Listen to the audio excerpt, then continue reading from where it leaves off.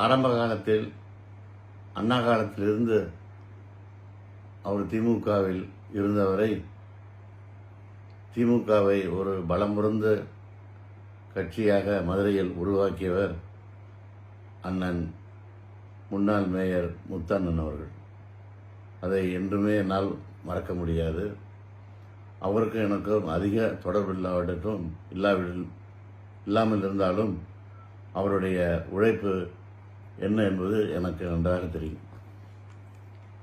அவருடைய சிலையை இந்த நேரத்தில் என்னுடைய தம்பி முதலமைச்சர் ஸ்டாலின் அவர்கள் திறந்து வைப்பதில் நான் மிகுந்த மகிழ்ச்சி அடைகிறேன்.